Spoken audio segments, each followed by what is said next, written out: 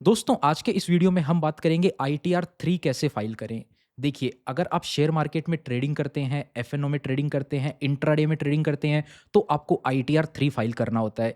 अगर आपका सैलरी है, सैलरी के साथ में सिर्फ और सिर्फ कैपिटल गेन है, तो आप आईटीआर 2 फाइल कर सकते हैं। लेकिन अगर आपने इंट्राडे ट्रेडिंग कर रखी है या एफएनओ ट्रेडिंग कर रखी है, तो आपको आईटीआर 3 फाइल करना होगा। और आईटीआर 3 फाइल करने के लिए आपको बुक्स ऑफ अकाउंट मेंटेन करना जरूरी है। किस कंडीशन में? अगर आपका शेयर मार्केट में लॉस हुआ है और आप उस लॉस को कैरी फॉरवर्ड करना चाहते हैं या फिर सेट ऑफ करना चाहते हैं, तो आपको बुक्स ऑफ अकाउंट्स मेंटेन करना जरूरी है। अगर आपका बिजनेस का प्रॉफिट 2.5 लाख रुपए या उससे कम ही है, यानी कि अगर आपने एफएनओ ट्रेडिंग या इंट्राडे ट्रेडिंग करी है और जो प्रॉफिट हुआ है वो 2.5 लाख रुपए से कम है, उसके अलावा आपकी सैलरी इनकम वगैरह है, तो आपको आईटीआर 3 तो फाइल करना है। लेकिन आपको बुक्स ऑफ अकाउंट मेंटेन करने की कोई जरूरत नहीं है, कंपलसरी नहीं है। आप बनाना चाहें बना सकते हैं। अगर आपको लॉस हुआ है, आप उसको कैरी फॉरवर्ड करना चाहते हैं, तो बुक्स ऑफ अकाउंट बनाना जरूरी है। और आपका बिजनेस से जो प्रॉफिट है वो 2.5 लाख रुपए से ज्यादा है, तो उस कंडीशन में भी आपको बुक्स ऑफ अकाउंट मेंटेन करना जरूरी है।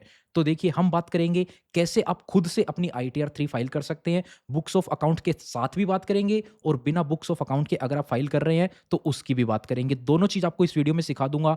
और साथ ही साथ आपकी क्रिप्टो से इनकम है, सैलरी से इनकम है, intraday trading, short term profit, long term profit, FNO, सब कुछ इस वीडियो के अंदर कवर करेंगे। अगर आपकी भी ये इनकम है तो आप इस वीडियो को देखकर फाइल कर सकते हैं। अगर इनमें से कोई इनकम नहीं है आपकी, तो उस वाले पार्ट को आप स्किप भी करके इस वीडियो को देखकर अपनी आईटीआर फाइल कर सकते हैं। अगर हमारी सर्विस लेना चाहते हैं तो लिंक आपको डिस्क्रिप्शन में मिल जाएगा, वहां पे बुकिंग कर सकते हैं। या फिर आपको स्क्रीन पे नंबर दिख रहा होगा, आप उस पर कॉन्टैक्ट कर सकते हैं। आईटीआर फाइलिंग के लिए ही उस पर कॉन्टैक्ट करना है केवल।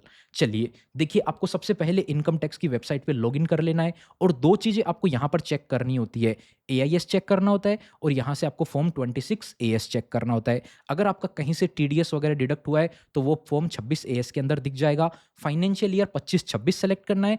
असेसमेंट ईयर कहीं लिखा हुआ है तो 26-27 सेलेक्ट करना है और वहां से आपको अपनी डिटेल देख लेनी है। जैसे कि फॉर्म 26 एएस में जाएंगे आप, यहाँ पे आपको टिक करना है, प्रोसीड पे क्लिक करना है, इधर क्लिक करना है। अब ये देखिए, असेसमेंट ईयर लिखा हुआ है ना, तो 26-27 देखना है। 26-27 के अंदर जो भी आपका डेटा है, एचटीएमएल पे क्लिक करेंगे, आपको नीचे यहाँ पे दिख जाएगा सारा का सारा जो टीडीएस दिख रहा है ना, वो आप आईटीआर फाइल करेंगे ना, लास्ट में आपको वो कंसिडर करना जरूरी है। नहीं तो क्या होगा, आपका टीडीएस कटा हुआ भी है और भी ऊपर से आपकी टैक्स लाइबिलिटी बन जाएगी, फिर आपका रिफंड भी पूरा नहीं आ पाएगा, तो आपको दिक्कत होएगी। इसीलिए आपको ये तो चेक करना ही करना है। इसके अलावा आपको एआईएस भी चेक करना है। देखिए, एआईएस का स्क्रीनशॉट मैंने यहाँ पे ले रखा है। हमारे केस में इतनी सारी चीजें दिख रही थी एआईएस के अंदर। डिविडेंड इनकम है, सेविंग अकाउंट का इनकम है, एफडी का इनकम है, इंटरेस्ट फ्रॉम अदर्स, यानी कि एफडी कहाँ पे कर रखी है, अलग कहीं पे एनबीएफसी कंपनी के अंदर एफडी कर रखी हो या फिर कोई बॉन्ड्स वगैरह खरीद रखे हो, तो वो उसकी जो है इंटरेस्ट वो यहाँ पे दिखता है। Sale of securities and mutual fund, यानी कि हमने कुछ सामान बेचा है, स्टॉक्स या फिर म्यूचुअल फंड, तो वो यहाँ पे दिख रहा है। बिजनेस रिसिप्ट, अब देखिए, बिजनेस रिसिप्ट भी दिख रहा है, सेल ऑफ सिक्योरिटीज भी दिख रहा है। मतलब बिजनेस के लिए तो आपको आईटीआर 4 फाइल करनी होती है और सेल ऑफ सिक्योरिटीज है जो कि आईटीआर 3 में आएगा, तो आईटीआर 3 में ही फाइल अपन को करनी होगी। अगर आपके केस में भी बिजनेस इनकम दिख रही है, अगर छोटी मोटी है, तो आप अदर सोर्सेस में दिखा के आईटीआर 2 फाइल कर सकते हैं। लेकिन बड़ा अमाउंट है तो उसको आपको बिजनेस कंसिडर करना पड़ेगा। और ट्रेडिंग कर रखी है अगर आपने, तो स्पेसिफिकली आपको फाइल करनी ही करनी पड़ेगी आईटीआर 3। मिसलेनियस पेमेंट कब दिखता है? अगर आपने क्रेडिट कार्ड का ज्यादा यूज कर रखा हो, तो कोई भी बैंक का अगर आप एक साल में 10 लाख रुपए से ज्यादा का ट्रांजेक्शन करेंगे ना क्रेडिट कार्ड में, तो वो है जो इनकम टैक्स को रिपोर्ट कर देगा। तो हमारे केस में ये भी रिपोर्ट किया हुआ है। उसके अलावा साल भर के अंदर म्यूचुअल फंड में कितना परचेज किया। अब ये जो परचेज है ये अलग होता है, ये है जो सेल ये अलग होता है। कई लोग सोचते हैं ये परचेज हो गया ये सेल हो गया, इन दोनों को माइनस करके प्रॉफिट निकाल लेंगे। ऐसे नहीं होता है। तो वो है जो आपने साल भर में परचेज करे, ये वो होते हैं जो आपने साल भर में बेचे। इसके लिए आपको ब्रोकर की रिपोर्ट लगेगी। ब्रोकर की रिपोर्ट आपको जिस भी ऐप के अंदर आप ट्रेडिंग करते हैं, Zerodha, up stocks, angel one, कोई भी ऐप के अंदर आप यूज करते हैं ना, वहां पे आपको ऑप्शन मिलेगा tax profit and loss statement download करने का। उसको डाउनलोड करेंगे, वहां पे आपको डिटेल मिल जाएगी। एग्जांपल पूरा बताऊंगा, सब कुछ मिलेगा इस वीडियो के अंदर। आराम से देखिएगा। साथ साथ भी फाइल करना चाहते हैं कर सकते हैं, नहीं तो एक बार वीडियो पहले देख लीजिए, उसके बाद में आप फाइल करना चाहें तो कर सकते हैं। ये देख लिया। इसमें अपने को सेल जो अपन ने किया है ना, उसका कॉस्ट पता करना है। तो यहां पर आपको एआईएस के अंदर भी दिखाता है, लेकिन कई केसेस में क्या होता है, एआईएस में गलत आती है रिपोर्ट। तो आपको एआईएस पे बिलीव नहीं करना है। आपको सारी चीजें कहां से उठानी है? अपने बैंक स्टेटमेंट से उठानी है। तो ये चीज़ हो गई। अब चलिए सबसे पहले अपन क्या करेंगे, अपन फाइल करेंगे, कंप्यूटेशन बनाएँगे, जहाँ पर अपने को कैपिटल अकाउंट बनाना है, प्रॉफिट एंड लॉस अकाउंट बनाना है, वो आप ये देख सकते हो। देखिए बुक्स ऑफ अकाउंट्स क्या होता है, ये देखिए आपको कोई ज़रूरी नहीं है एकदम प्रॉपर बुक्स ऑफ अकाउंट बनाने की ज़रूरत है, नहीं। आप सिंपल एक ड्राफ्ट तरीके से भी बना सकते हो, क्योंकि इनकम टैक्स रिटर्न फाइल करते टाइम पे आपको कुछ भी अपलोड नहीं करना है। ये जो आप ड्राफ्ट बनाओगे ना, इसमें से कुछ एक फिगर होते हैं, वो आपको अपलोड करने हैं केवल। तो वो फिगर आपको निकाल लेने हैं, वो बना लेने हैं, बस उसमें गड़बड़ नहीं होनी चाहिए। कुछ ऊपर-नीचे हो भी जाता है, थोड़ा बहुत तो चलता है। यहाँ पर देखिए हमने बना रखा है ट्रेडिंग अकाउंट एफ-एन-ओ के लिए, ट्रेडिंग अकाउंट इंट्राडे के लिए। इन दोनों से जो प्रॉफिट निकलेगा उसको प्रॉफिट एंड लॉस अकाउंट में भेज देंगे, और प्रॉफिट एंड लॉस अकाउंट का जो नेट प्रॉफिट निकलेगा कोई चार्जेस-वार्जेस माइनस करने के बाद में, उसको कैपिटल अकाउंट में भेज देंगे। और कैपिटल अकाउंट के अंदर आपकी जितनी भी तरह की इनकम होती है ना, वो सारी आपको इस साइड में लेके आनी है। यहाँ पर जितनी भी इनकम है वो सारी लिखनी है, और आपके खर्चे हैं यानी कि अपने बिज़नेस से पर्सनल एक्सपेंस साल भर को पूरा जो खर्च किया होगा आपने, वो आप ड्राइंग्स के नाम पे उतना पैसा आप माइनस कर दो, तो यहाँ से आपकी कैपिटल निकल के आ जाएगी, जो कि आप बैलेंस शीट के अंदर भेज सकते हो। यहाँ पर साइड में देखोगे आपको ब्रोकर की रिपोर्ट डालने का ऑप्शन मिला है। 4 ब्रोकर का आपको मैंने ऑप्शन दिया है, अगर आपको बढ़ाना है आप इसको और एडिट करके कर सकते हो। 4 ब्रोकर होंगे, एक व्यक्ति के पास मैक्सिमम 1 या 2 ही होते हैं, बाकी 4 आज के टाइम में कोई यूज़ नहीं करता है। करते भी हैं तो आप इसको काम में ले सकते हो। आपको ये शीट चाहिए तो लिंक आपको डिस्क्रिप्शन में मिल जाएगा, वहाँ से आप ये शीट भी डाउनलोड कर सकते हो। अब देखिए हमने क्या लिख रखा है, intraday, short term, long term, F N O, 4 broker हैं अपने पास में। मैक्सिमम 4 है, हमारे केस में 2 ही हैं, तो मैं आपको दोनों की रिपोर्ट पढ़ के और आपको डाउनलोड करके यहाँ पे फिगर एंट्री करके बताऊँगा। पूरा ये कैपिटल अकाउंट बनाएँगे अपन, बैलेंस शीट बनाएँगे, उसके बाद में अपन आईटीआर फाइलिंग स्टार्ट करेंगे। चलिए अब अपन करते हैं ब्रोकर की रिपोर्ट को ओपन। देखिए हमारे केस में 2 ब्रोकर की रिपोर्ट है, एक है ज़ेरोधा, एक है एंजल वन, और उसके अलावा क्रिप्टो का भी एक कॉइनेक्स करके ब्रोकर है। उन तीनों की रिपोर्ट आपको दिखाएँगे। सबसे पहले ज़ेरोधा की रिपोर्ट ओपन कर लेते हैं। एक ब्रोकर है, ये देखिए इन्होंने आपको क्या दे रखा है, सबसे पहले तो यहाँ पे आपको ट्रेड वाइज़ डिटेल दे रखी है सारी, इंट्राडे में कुछ है नहीं, शॉर्ट टर्म में 1 एंट्री है मात्र, लॉन्ग टर्म के अंदर काफ़ी सारी एंट्री दे रखी है। उसके अलावा नॉन इक्विटी में कुछ देखिए गोल्ड ईटीएफ की ट्रेड है, तो ये भी सबको अपन कंसिडर करेंगे। गोल्ड ईटीएफ जो होता है ना, उसके ऊपर भी टैक्स लगता है, उसको भी शॉर्ट टर्म कैपिटल गेन बोला जाता है, लेकिन उसके ऊपर जो टैक्स लगेगा वो स्लैब रेट के हिसाब से लगेगा। चलिए, अब आ जाते हैं इक्विटी एंड नॉन इक्विटी। यहाँ पर देखिए सब कुछ एक समरी बना रखी है इन्होंने। इंट्राडे में कोई प्रॉफिट है? नहीं है। शॉर्ट टर्म में प्रॉफिट है? हाँ, 8,181 का प्रॉफिट है। नीचे आएँगे, ये रही शॉर्ट टर्म की ट्रेड दे रखी है। 68,121 की सेल वैल्यू है, बाय वैल्यू है, प्रॉफिट निकल गया। तो हमको ये उठा लेनी है ट्रांज़ैक्शन। आपके पास मल्टीपल है तो इसका टोटल निकालना है। यहाँ पे आप देखेंगे टोटल आ जाता है लिखा हुआ, नहीं भी तो आप इसको सम कर सकते हैं। सम करेंगे, ये आपको पूरा उठा लेना है और ये सम हो जाएगा, आपके सामने ये अमाउंट आ जाएगा। इसी तरह से प्रॉफिट लॉस का भी सम करना है, बाय वैल्यू का भी सम कर लेना है।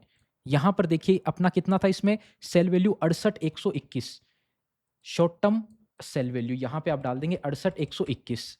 इसके बाद में बाय वैल्यू है 59,940, 59,940। ये देखिए प्रॉफिट ऑटोमेटिक निकल के आ गया। कोई चार्जेस हैं क्या इससे रिलेटेड, वो अपन चार्जेस भी देख लेंगे। देखिए टोटल अपने चार्जेस हैं कितने, 507 रुपए के चार्जेस हैं। लेकिन ध्यान देने वाली बात क्या है, ये जो 507 चार्जेस है ना, ये शॉर्ट टर्म के भी हैं, लॉन्ग टर्म के भी हैं, नॉन इक्विटी वाला प्रॉफिट है, इन सब के हैं ये चार्जेस। तो आपको वैसे बाँटना है इनको आपस में। ये देखिए 118 का और भी चार्ज है, तो 118 ये ले लेंगे और ये सारा ले लेंगे। टोटल कितना हो गया, 507 और 118, टोटल अमाउंट आ गया 625 रुपए का चार्ज। अब ये जो 625 रुपए चार्ज है ना, इसको आपको बाँटना है। नॉन इक्विटी वाली इस ट्रेड के अंदर भी बाँटना है, लॉन्ग टर्म के अंदर भी बाँटना है, एचडीएफसी का जो ये वाला एक शॉर्ट टर्म ट्रेड है इसमें भी बाँटना है। टोटल अमाउंट है जो आपको इसने बाइफरकेट करके नहीं दिया है, तो आप अपने हिसाब से बाँट सकते हैं। इसको क्या देखेंगे आप, जो है ना टोटल ये जो सेल वैल्यू है ना, इसके प्रोपोर्शनेट में आप बाँट लीजिए। देखिए 68,000 यहाँ पे है, यहाँ पे 3 लाख के आसपास है, यहाँ पे 6 लाख के आसपास है। तो 6 लाख के आसपास इसका 1 रेशियो 2 हो गया। ये 3 है, ये 6 है, लगभग अराउंड आप 1-2 में बाँट सकते हो। और ये वाला बहुत ही कम है, यानी कि इसका भी 1/5 है। तो इसको अगर आप 1 लेते हो, इसको 5 लीजिए, इसको 10 लीजिए। 1, 5, 10 के रेशियो में आप बाँट सकते हो इसको। 1, 5, 10 में आप बाँटेंगे तो इसका टोटल 15-16 से भाग कर दो इसको। ये देखिए डिवाइड बाई 16 कर दो, मल्टीप्लाई 1 कर दो। इसका पहला यानी कि अपन जो इसमें शॉर्ट टर्म में चार्जेज़ इसको ले सकते हैं ना, 39 रुपीज़ अपन यहाँ पे ले लेंगे, ठीक है? इसके बाद में अपन इसका जो है ना वो हिस्सा, कौन-सा जो लॉन्ग टर्म में लेंगे, उसको हम कर देते हैं मल्टीप्लाई बाई 5। ये कर दिया, 195 रुपए हम इसको लॉन्ग टर्म में ले लेंगे।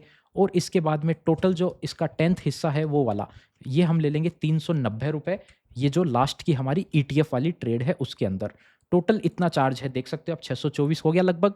तो आप इसको थोड़ा बहुत ऊपर नीचे हो जाए कोई दिक्कत नहीं है। अगर चार्जेस देखिए मेरे केस में बहुत ही कम है, 625 कोई बड़ा अमाउंट नहीं है। लेकिन अगर आपके केस में बहुत बड़ा अमाउंट है तो मैटर करता है। हम इसको इग्नोर भी कर देंगे, 625 तो कोई ज़्यादा दिक्कत नहीं होने वाली है। आपके केस में अगर ये 625 की जगह 60,000, 5 लाख, 6 लाख है तो दिक्कत होती है ना, तो इसी केस में आपको बाँट लेना है। मैं केवल आपको समझाने के पर्पज़ से बता रहा हूँ।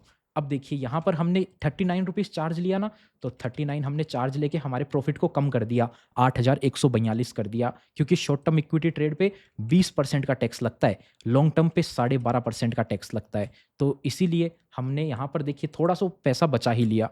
अब नीचे आते हैं, लॉन्ग टर्म में देखिए सेल वैल्यू 3,78,420 यहाँ पे डाल देंगे, 3,78,420। आप ये खुद भी कर सकते हो, या तो आप डायरेक्ट ये एक पेपर पे लिख सकते हो, ज़रूरी नहीं है इस शीट में ही लिखना। ये तो मैंने केवल यहाँ पे फ़ॉर्मूला लगा रखा है माइनस करके, ये आपको प्रॉफ़िट कैलकुलेट करके बता रहा है। अब देखिए ये जो यहाँ पे प्रॉफ़िट आया, ये हमारे कैपिटल अकाउंट में ऑटोमेटिक डायरेक्ट ऐड होता जा रहा है सीधा। तो ये सब कुछ सेट है, जुड़ा हुआ है इसमें फ़ॉर्मूले लगा के। आप ये शीट लेते तो इसको छेड़ना नहीं है, आप छेड़ेंगे फ़ॉर्मूला मिट जाएगा, फिर आपके वो काम नहीं आएगा। बाय वैल्यू का टोटल कर लेते हैं, 349,879, 349,879, 28,541 का प्रॉफिट आ गया।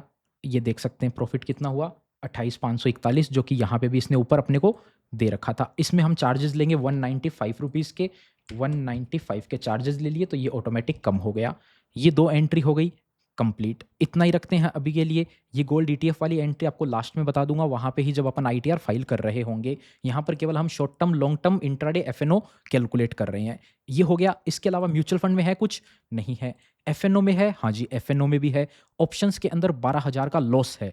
ऑप्शंस का टर्नओवर भी इसने यहीं पे कैलकुलेट करके दे दिया, वरना टर्नओवर आपको कैलकुलेट करना चाहिए। ज़ेरोदा है तो दे रहा है, कोई दूसरा ब्रोकर होगा ज़रूरी नहीं दे, तो आपको टर्नओवर कैलकुलेट करना बता देता हूँ। ये जो देखिए टोटल एंट्री होगी ना रियलाइज्ड प्रॉफिट एंड लॉस की, हमारे केस में केवल एक ही एंट्री आ रही है।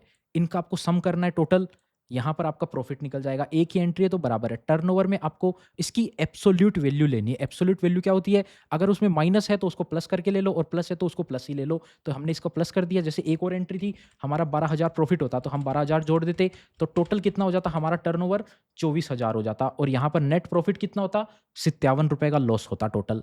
इनका टोटल कर लेना, यहाँ पे आपको सारी पॉजिटिव करके वैल्यू लिख देनी है, उसका कॉलम सम कर लेना है। ये टर्नओवर का कॉलम नहीं मिलता है, मैंने लिखा था ये, तो आपको यहाँ से अमाउंट ले लेना है। हमारे केस में 12,057 टर्नओवर है। ये टर्नओवर है ना, एफएनओ यहाँ पे लिख देंगे 12,057, ताकि अपने को टोटल टर्नओवर पता चल जाए। अगर मल्टीपल ब्रोकर हैं तो सबको ऐड कर देंगे अपन।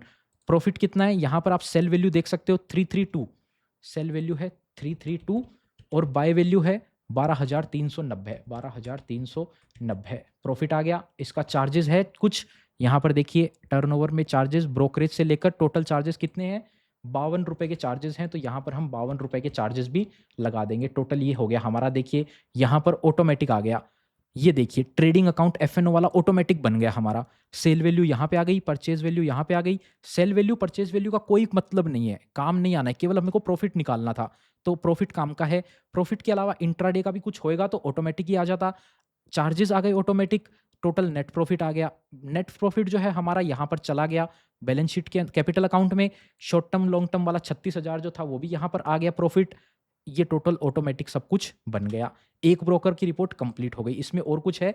नहीं है। देख सकते हो आप, ओपन पोजीशन भी नहीं है। इक्विटी डिविडेंड है, डिविडेंड आपको देख लेना है। टोटल आपको साल भर में कितना डिविडेंड मिला है? 7,795 रुपए मिला है। तो यहाँ पर आप लिख सकते हो डिविडेंड वाला जो कॉलम है ना, देखिए यहाँ पर 7,795 रुपए। इसके अलावा और कुछ है? नहीं है। ये लेजर का बैलेंस है, ये भी आपकी लेजर वाली आपका ही बैलेंस है ना। एक तरह से बैंक अकाउंट में बैलेंस पड़ा होता है, वो इसके आपके ज़ेरोधा के वॉलेट में पड़ा है 60 रुपए। तो इसको भी आप अपने कैश के अंदर ऐड कर सकते हो, बैंक के अंदर, अदर एसेट्स के अंदर, कहीं भी आप इसको ऐड कर सकते हो 60 रुपए, क्योंकि ये आपकी बैलेंस है। और छोटा अमाउंट है तो आप इसको इग्नोर भी कर सकते हो, बड़ा होता है तो जरूर इसको कंसिडर करिएगा। ये हो गया पहला रिपोर्ट कंप्लीट। इसके बाद में आ जाते हैं दूसरी रिपोर्ट के ऊपर। ये देखिए हमारे केस में दूसरी रिपोर्ट है एंजल वन की। एंजल वन की रिपोर्ट ओपन करते हैं। ये शायद दूसरा ब्रोकर भी हो सकता है, मेरे को कंफर्म नहीं है, बाकी आप देख सकते हो। इस तरह से रिपोर्ट आपको मिलेगी ये दूसरे ब्रोकर की। ट्रेड लेवल यहाँ पर देखिए, एसटीटी जो चार्जेस दे रखे हैं ना, एसटीटी, ये अलाउड नहीं होते हैं शॉर्ट टर्म और लॉन्ग टर्म के अंदर। ये अलाउड होते हैं सिर्फ और सिर्फ इंट्राडे ट्रेड के लिए और उसके अलावा ये अलाउड होते हैं एफ के अंदर। तो एस पे ध्यान रखना है आपको, जो चार्जेस आप टोटल करके लोगे ना, तो एस को आपको इग्नोर करना है। और जो डीपी चार्जेस होते हैं, ये डीपी चार्जेस कब लगते हैं?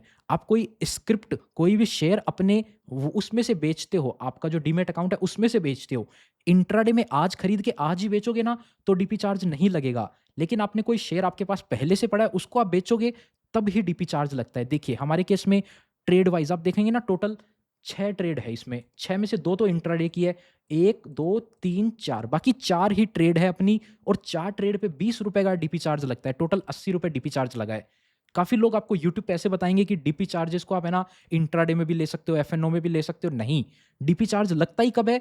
एसटीसीजी पे या लॉन्ग टर्म पे। शॉर्ट टर्म ट्रेड है या लॉन्ग टर्म ट्रेड है, तभी डीपी चार्ज लगता है। इंट्राडे में आप डीपी चार्ज को नहीं ले सकते, जो कि सरासर गलत हो जाता है। तो डीपी चार्ज केवल हम इसमें लेंगे। कौन से केस में? ये हमारे केस में देखिए 4 एंट्री तो शॉर्ट टर्म की है। अब बोलोगे आप शॉर्ट टर्म कैसे पता चला?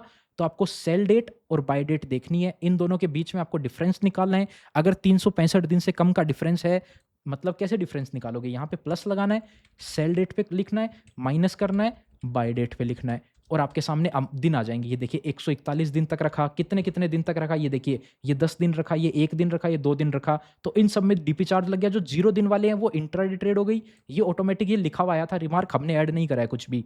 ये 2 दिन हो गई, ये सारी शॉर्ट टर्म की ट्रेड हो गई, 2 इंट्राडे की ट्रेड हो गई। अब नीचे आएंगे थोड़ा सा, मैंने आपको यहाँ पर अलग अलग करके दिखाया है, ये मैंने किया है। शॉर्ट टर्म की ट्रेड अलग लिख दी, इंट्राडे की ट्रेड अलग लिख दी। अब ये जो डिटेल है ना, इसको अपने को उस वाली अपनी शीट में लेके चलते हैं। सबसे पहले सेल वैल्यू, ये कितना है सेल वैल्यू? 3976 कर देते हैं इसको राउंड ऑफ करके, 3976। शॉर्ट टर्म था, यहाँ पे लिखेंगे 3976। बाय वैल्यू कितनी है इसकी?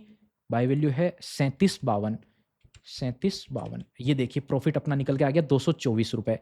इसी के साथ इंट्राडे की बात कर लेते हैं। इंट्राडे का टर्नओवर निकालना है, कैसे निकालना है? जैसे आपको एफएनओ का टर्नओवर निकालना बताया, इसकी एब्सोल्यूट वैल्यू लगा दोगे, इसकी एब्सोल्यूट वैल्यू दोनों की आ गया, दोनों का टोटल 32 रुपए का टर्नओवर है इंट्राडे में। यहां पर अपन 32 रुपए लिख देते हैं। सेल वैल्यू कितनी है? 5819, 5819। इसी तरह से बाय वैल्यू लिख लेंगे 5851, 5851। टोटल 32 रुपए का लॉस आ गया अपने केस में, 32 रुपए का लॉस है। अब देखिए, अब चार्जेस की बात कर लेते हैं। ये जो डीपी चार्जेस थे 80 रुपए, ये तो पूरे के पूरे हम इसमें लेंगे, किसमें? इंट्राडे शॉर्ट टर्म के लिए लेंगे, और बाकी सारों को हम देख लेते हैं। टोटल देखिए चार्जेस कितना है, टोटल 171 रुपए इसने दे ही रखा है। नीचे देखिए, यहाँ पर ध्यान रखिएगा, ये कंट्रोल बोल्ड कर देता हूँ इसको थोड़ा सा, 171 रुपए का चार्ज है, जिसमें से 80 रुपए तो केवल एस का है। तो 171 में से 80 तो हम ऐसे ही माइनस कर देंगे, ये माइनस कर दिया, ये बचा 91 रुपए। अब जो 91 रुपए है ना, ये चार्ज को आप थोड़ा थोड़ा बांट लेना दोनों के हिसाब से। अब देखिए हमारे केस में कितना था सेल वैल्यू, दोनों का लगभग आसपास ही है, तो हम इसको आधा आधा भी दे लेंगे, कोई दिक्कत नहीं, या फिर 5 और 3 के रेशियो में बांट सकते हो। इंट्राडे में 5 और उसमें 3, 5 और 3 8, यानी कि 50, 35 और 55 कर देते हैं। ठीक है, इसमें अपन डाल देंगे, ऊपर नीचे हो जाए 150 रुपए, थोड़ा बहुत कोई दिक्कत नहीं, क्योंकि हम उसको चार्जेस कोई माइनस कर रहे हैं, एक्स्ट्रा नहीं कि ना है 91 रुपए, आप इसमें से ले लो 100 और इसमें से ले लो 100, टोटल आपने 200 माइनस कर दिए।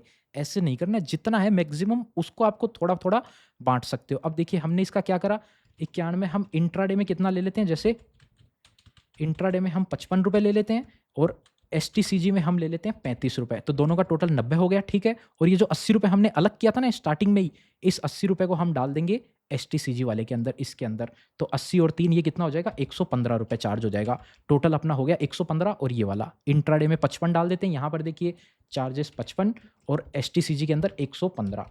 समझ गए? अब किस हिसाब से अपन इसको बांट रहे हैं, जो सेल वैल्यू है उसके हिसाब से अपन प्रोपोर्शनेट करके बांट रहे हैं। ओके, ये हो गया कंप्लीट। चलिए, यहाँ पर आपका चार्जेस भी आ गया, ये नेट प्रॉफिट निकल गया। नेट प्रॉफिट के बाद में ये आप देखिए नीचे टोटल में ऑटोमेटिक आ गया, इंट्राडे का प्रॉफिट आपका 87 रुपये। ये देखिए ट्रेडिंग अकाउंट जो हमने बनाया था इंट्राडे का, इसमें 32 रुपये आपका बन गया, और नीचे जो चार्जेस है इंट्राडे के 55 रुपये, दोनों चीज़ कैलकुलेट हो गई। ये आपको ऑटोमेटिक करता जाएगा। अब इसमें अपन को कुछ नहीं करना था। ये देखिए एफएनओ का ट्रेडिंग अकाउंट, इंट्राडे का trading account, P and L account, ये पूरा बन गया। इसके अलावा आपके कोई और चार्जेस हैं, आप ट्रेडिंग करते हो, ट्रेडिंग करने के लिए आपने मोबाइल में रिचार्ज कराया होगा, हर महीने 400 रुपए का भी रिचार्ज लेते हो तो 4800 रुपए का आप खर्चा मान सकते हो। अगर आप साल भर का रिचार्ज करते हो 3500 रुपए का लगभग आता है, तो वो भी आप ले सकते हो। इंटरनेट का आपका खर्चा हो सकता है, घर में वाईफाई लगा हुआ है उसको भी आप इसमें यूज़ ले सकते हो। कोई आपने कोर्स खरीदा था ट्रेडिंग करने के लिए, उसका आपके पास बैंक अकाउंट से पेमेंट होना चाहिए, रसीद होनी चाहिए आपके पास पड़ा हुआ, तो आप ले सकते हो। 12,000 का आपने कोई कोर्स खरीदा, भाई 12,000 उसमें ले लो। फ़ायदा लेना है आपको यहाँ पर मैक्सिमम, जितना आपका एक्चुअल में खर्चा हुआ है वो ले लो। और भी कोई खर्चे जो ट्रेडिंग से रिलेटेड हैं, कंप्यूटर आपने खरीदा तो आप उसको एसेट्स में डाल सकते हो कि भाई मैंने कंप्यूटर खरीदा, हर साल उस पे डेप्रिसिएशन लगा सकते हो आप, तो ये आप यूज़ कर सकते हो। ये हो गया कंप्लीट, बस 2 ही ब्रोकर थे हमारे केस में, ये हो गया कंप्लीट। और एसटीसीजी, एलटीसीजी ऑटोमेटिक आ गया, डिविडेंड की इनकम हमने डाल दी, सब कुछ डाल दिया, ठीक है। अब फाइल करने के लिए पहले और देख लेते हैं और क्या-क्या इनकम सोर्स था हमारा। ये कॉइनएक्स का जो क्रिप्टो वाला ट्रांज़ैक्शन था। क्रिप्टो के अंदर क्या होता है, आप जितनी भी ट्रेड करते हो ना, उसमें जिस-जिस ट्रेड के ऊपर प्रॉफ़िट हुआ, उस पे तो आपको टैक्स देना पड़ेगा 30% का। लेकिन जिस पे आपको लॉस हो गया ना, उस पे आपको टैक्स का कोई भी रिलीफ़ नहीं मिलेगी, कोई डिडक्शन नहीं मिलेगी। जैसे कि आप देख सकते हो कॉइनएक्स से ये रिपोर्ट मिलती है। मेन पेज पे आप देखोगे कुछ नहीं है इतना ख़ास, पर्सनल इन्फॉर्मेशन है। कैपिटल गेन पे आएँगे आप, टैक्सेबल इनकम, ये देखिए यहाँ पर टैक्सेबल कैपिटल गेन ₹2850 इसने बताया है। सेल वैल्यू इसने टोटल दे दी, कॉस्ट ऑफ एक्विजिशन दे दी। अब आप इसको माइनस करोगे ना, ये देखिए यहाँ पर इसमें से ये माइनस करेंगे तो कितना आता है, 2730 आता है। लेकिन हमारे को टैक्सेबल कितना होएगा, 2850 होएगा। क्यों? क्योंकि 118 का लॉस हुआ है। अब देखिए पढ़िए यहाँ पे, ये जो रिपोर्ट दे रही है ना कंपनी, यही आपको लिख के बता रही है, gross loss from all capital gain applicable to crypto transfer during the year, this is a loss which can not be set off in the tax return. मतलब आपको ये प्रॉफिट दिखाना है केवल, और इसकी डिटेल आप देखोगे यहाँ पे आपको शेड्यूल वीडीए मिल रहा है। जिस भी ऐप के अंदर आप कर रहे हो आपको शेड्यूल वीडीए मिलेगा। वहां से देखिए, बाय डेट दे दी, 27 एंट्री है टोटल, सेल डेट दे दी, बाय का प्राइस दे दिया, सेल का प्राइस दे दिया, टोटल प्रॉफिट आपको प्रॉफिट ले लिया। यहाँ पे जो लॉस हुआ है उसको जीरो कर दिया, बाकी सारा प्रॉफिट ले लिया। ऐसे ही आपको करना पड़ेगा। तो आपका जो प्रॉफिट आ रहा है ना टोटल, वो देख लीजिए 2849। अब देखिए शेड्यूल बनाएंगे ना आप वीडीए, उसके अंदर आपको सारी एंट्री मैनुअल डालनी होगी। या फिर आप ऐसा कर सकते हो, ये जो जीरो वाली एंट्री है उनको इग्नोर भी कर सकते हो, क्योंकि लॉस हुआ है, लॉस दिखाना जरूरी नहीं है। लॉस वैसे दिखा ही नहीं सकते ना आप डालोगे बाय प्राइस 200 में आपने खरीदा, 197 में बेचा, वहां पे जीरो प्रॉफिट आएगा, लॉस तो आएगा ही नहीं। जैसे कि आप यहाँ देख सकते हो, यहाँ पे 2 रुपए का लॉस हुआ ना, यहाँ पे 3 रुपए का लॉस हुआ, यहाँ पे 20 रुपए का लॉस हुआ, लेकिन लॉस दिखा ही नहीं रहा, सिर्फ प्रॉफिट आएगा। तो आपको लॉस वाली एंट्री डालने की जरूरत नहीं है, आप प्रॉफिट वाली एंट्री डाल सकते हो। अब देखिए प्रॉफिट वाली एंट्री आपको अलग अलग डालनी पड़ेगी। यहाँ पे आपको मैनुअल, वहाँ पे शेड्यूल वीडीए के अंदर जाओगे आप, वहाँ पे आपसे पूछेगा सेल डेट क्या थी, 3 तारीख आपको बतानी है, बाय डेट क्या थी, 24 तारीख आपको बतानी है, अमाउंट बतानी है, प्राइस बतानी है, सब कुछ बताओगे, प्रॉफिट ऑटोमेटिक वो काउंट कर लेगा। और वहाँ पे आपको ऑप्शन आएगा कि इस ट्रांजेक्शन को आप किस हिसाब से दिखाना चाहते हो, कैपिटल गेन में दिखाना चाहते हो या फिर बिजनेस की ट्रांजेक्शन में दिखाना चाहते हो। कहीं भी दिखा लो, लगेगा 30% का उसमें टैक्स ही। तो अपन कैपिटल गेन के अंदर ही उसको दिखाएंगे और ये सारा प्रॉफिट आपको कंसिडर कर लेना है। ये जितना भी आपने सेल अमाउंट किया ना, इसका टोटल करोगे ना, लगभग 50,000 के आसपास आ रहा है। यहाँ पर आप देखोगे इधर कैपिटल गेन में ये 50,000, तो इसका 1% टीडीएस भी डिडक्ट करता है। ये देखिए 1% टीडीएस, यानी कि 496 रुपीज़ का टीडीएस ऑलरेडी कटा हुआ है हमारा इस केस में। लेकिन हमारा टैक्स कितना बन रहा है ये देखेंगे आप, यहाँ पर लगभग 2800 2900 के ऊपर 30% टैक्स, 3000 के ऊपर 30%, लगभग 1000 रुपये का टैक्स बनेगा। तो 1000 में से 500 तो इन्होंने पहले ही ले रखा है, लगभग 500 रुपये और टैक्स हमें देना पड़ेगा इस क्रिप्टो वाली ट्रांजेक्शन के ऊपर। ये हो गया कंप्लीट। यहाँ पर क्रिप्टो का प्रॉफिट है तो यहाँ भी आप लिख सकते हो क्रिप्टो प्रॉफिट, वो भी आपको ऐड कर देना है। यहाँ पे आप लिखेंगे ना, जैसे कि इधर हम ऐड कर देते हैं क्रिप्टो प्रॉफिट, जितना हुआ वो आपको अमाउंट यहाँ पे लिख देना है, कितना प्रॉफिट हुआ है हमारे केस में कैपिटल गेन। हमें तो देखिए नेट प्रॉफिट एक्चुअल में इतना ही हुआ है ना, दोनों का माइनस करके, यानी कि 2730। तो आप यहाँ पे 2730 भी लिख सकते हैं, क्योंकि आपकी जो नेटवर्थ है वो तो 2730 रुपए से ही बढ़ी है ना। सरकार बोल रही है कि आपको 2800 का प्रॉफिट हुआ, लेकिन एक्चुअल में हमारे पास तो 2700 का ही प्रॉफिट हुआ है ना। तो आपको अपने कैपिटल अकाउंट में उतना ही डालना है। यहाँ पे जैसे हमने एसटीसीजी वगैरह लिया है ना, ये 36,000, ये हमने नेट अमाउंट का लिया है। सरकार तो बोल रही है आपको ये प्रॉफिट हुआ है, लेकिन हमारे पास एक्चुअल में पैसा कितना बढ़ा, हमें वो देखना है। यहाँ पर क्रिप्टो से हमारा एक्चुअल में पैसा 2730 ही बढ़ा है, तो वो अमाउंट ले लिया हमने।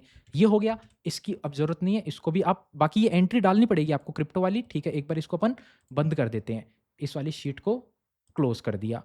अब आ जाते हैं हम इनकम टैक्स पोर्टल के ऊपर। अब अपनी आईटीआर को फाइल करेंगे। सबसे पहले आपको लॉगिन कर लेना है। अब देखिए फाइल करने से पहले एक बार इसको आप चेक कर लो, क्या ये आपका पूरा बन चुका है? ट्रेडिंग अकाउंट पूरा हो चुका है, इंट्राडे पूरा हो चुका है, प्रॉफिट एंड लॉस पूरा हो चुका है, कैपिटल अकाउंट पूरा हो चुका है। यहाँ पर आपका कोई एफडी से इंटरेस्ट वगैरह आ रहा है तो वो आपको यहाँ पे डाल देना है। सेविंग अकाउंट का जो इंटरेस्ट है वो डाल देना है। और भी कोई तरह की इनकम है तो आप इसको ऐड कर सकते हो यहाँ पे।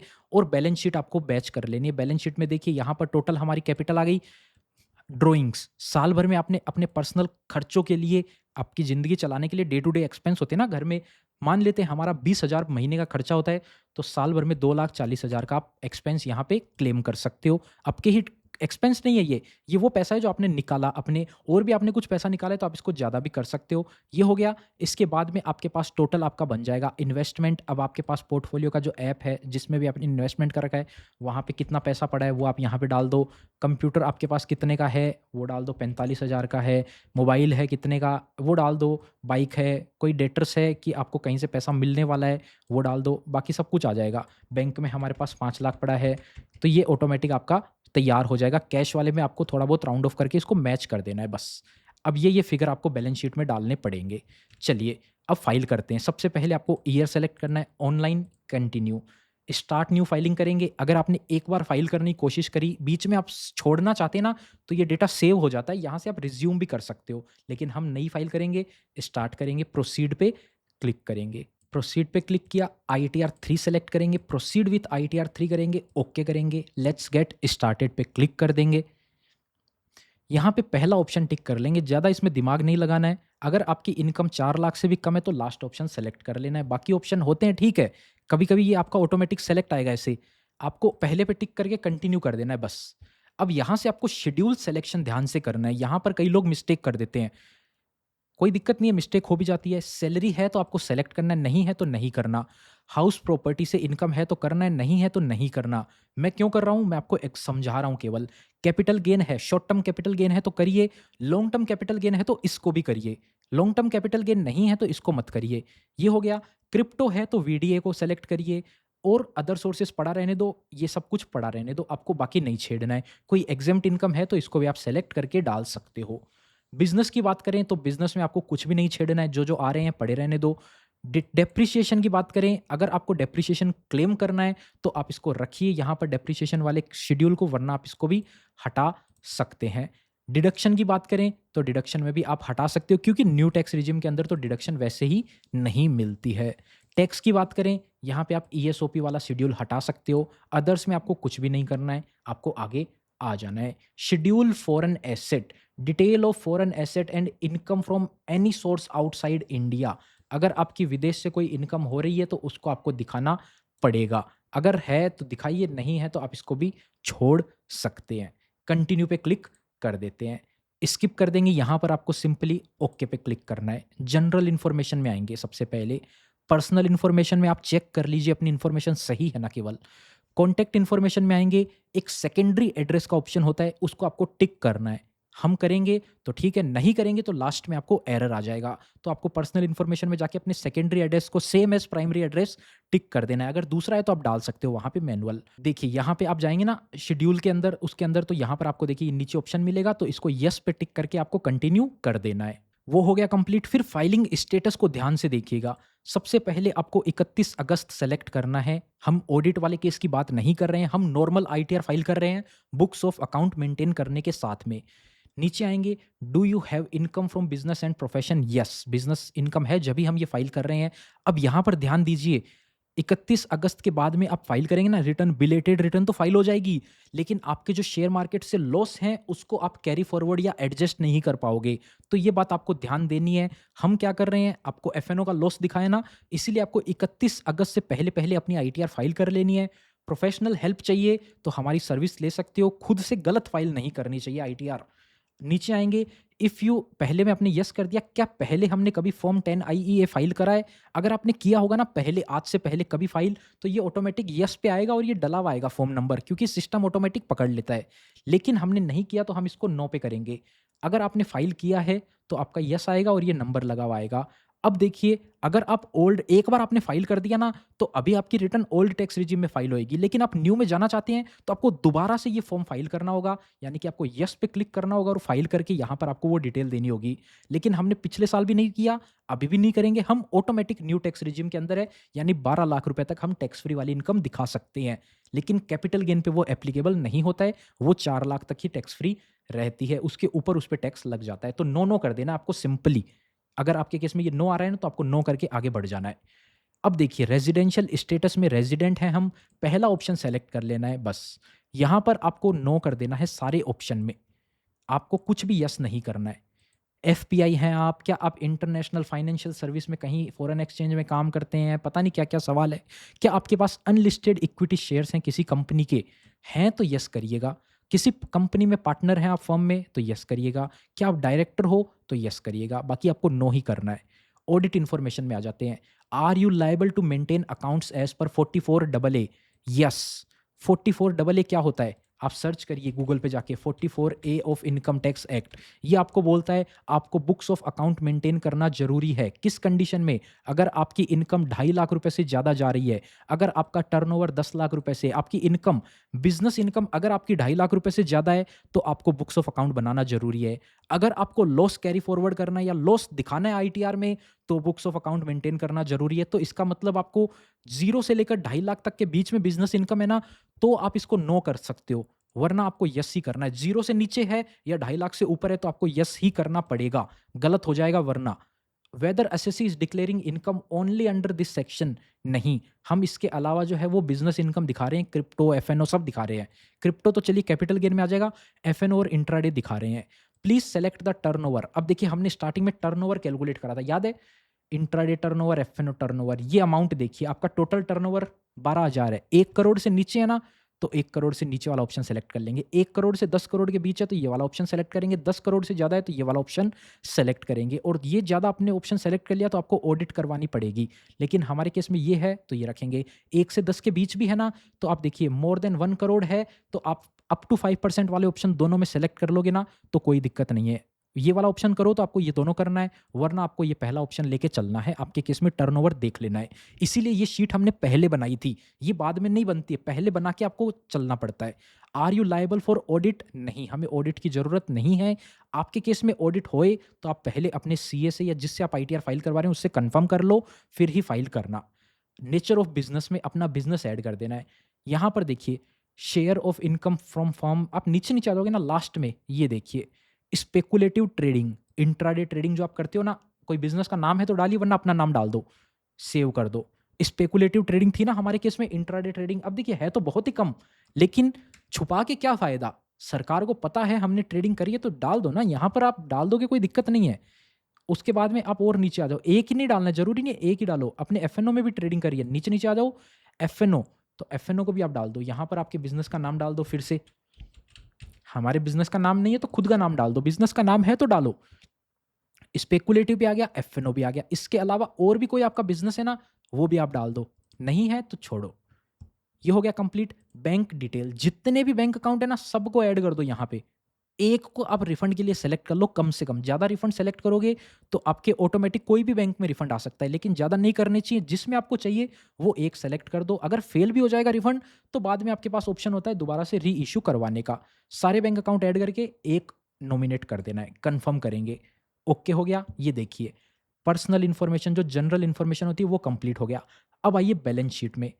अब बैलेंस शीट में देखिए, अगर आपको बुक्स ऑफ अकाउंट की ज़रूरत नहीं है, तो आपको यहाँ पर और यहाँ पे कुछ भी नहीं लिखना है। अगर आपने नो वाला ऑप्शन सेलेक्ट किया ना बुक्स ऑफ अकाउंट में, तो आपको यहाँ पे आना है और ये 4 चीज़ों में 0, 0, 0 और कैश बैलेंस में आप अपना अमाउंट लिख दो, 10-15 हज़ार रुपए, कुछ भी, बस इतना लिख दो। स्टॉक इन ट्रेड में 0 कर दो, 15,000 यहाँ पे लिख दो केवल। 15, 10, 15, 20 जितना है आपके पास कैश अवेलेबल, वो लिख दो और ख़त्म। लेकिन अगर आपने बुक्स ऑफ अकाउंट कंपलसरी रखे हैं कि भाई मैं बुक्स ऑफ अकाउंट बनाऊंगा, तो आपको इसमें डिटेल डालनी पड़ेगी। एडिट करेंगे, प्रोप्राइटर फंड में आएंगे, प्रोप्राइटर कैपिटल, ये देखिए प्रोप्राइटर कैपिटल 12,97, 12,79,425, 12,79,425 डाल दिया। मोबाइल 20,000 का है, कंप्यूटर 45,000 का है। ये हो गया प्रोप्राइटर साइड में एक ही एंट्री है, तो इसको सेव कर दो। अब देखिए सेव तो मैंने कर दिया क्योंकि मेरे केस में एक ही था। आपके केस में और भी हो सकते हैं। क्या हो सकते हैं? इनमें से तो कुछ नहीं होगा। लोन में देखिए, सिक्योर्ड लोन, क्या आपने लोन ले रखा है कहीं से? अगर ले रखा है तो वो आप डाल दो। करेंसी, फॉरेन करेंसी में लोन है तो डालिए, नहीं तो यहाँ पे डालिए रुपये में लोन है, फ्रॉम बैंक, बैंक से है या कहीं और से लोन है तो डालिए। इसके बाद में अनसिक्योर्ड लोन, आपने किसी अपने दोस्त या फ्रेंड को दे रखा हो पैसा, तो वो यहाँ पे डाल दीजिए। एडवांसेस, किसी से आपने एडवांस ले रखा है उधार पैसा, तो उसको आप यहाँ पे डाल दीजिए। हमारे केस में कुछ नहीं था तो नहीं डालेंगे। एप्लीकेशन ऑफ फंड में आएंगे। फिक्स्ड एसेट सबसे ऊपर क्या है? Fixed asset. फिक्स्ड एसेट में क्या है हमारे पास में? मोबाइल भी है, कंप्यूटर भी है। कितना है? 65,000 का है। तो ग्रोस में हम 65,000 डाल देते हैं। अब देखिए, अगर आप डेप्रिसिएशन क्लेम करना चाहते हैं तो यहाँ पर आप अमाउंट डाल सकते हो 6500 रुपये। 10% या जितना भी लगता है, मोबाइल पे 40, कंप्यूटर पे 40, शायद जितना लगता है वो आपको एक बार चेक कर लेना है। नहीं, हमारे केस में छोटा है तो इसको इग्नोर करेंगे, डेप्रिसिएशन को क्लेम नहीं करेंगे हम, वरना ये भी आपको एक्सपेंस हो जाएगा 6500 रुपये का, ये भी फ़ायदा हो जाएगा। इन्वेस्टमेंट, लॉन्ग टर्म इन्वेस्टमेंट आपने कोई कर रखा है गवर्नमेंट में, गवर्नमेंट सिक्योरिटीज़ में, कोई आपने बॉन्ड्स या फिर कहीं गवर्नमेंट के पास में पैसा इन्वेस्ट कर रहा है, इन्वेस्टमेंट है तो वो यहाँ डालिए।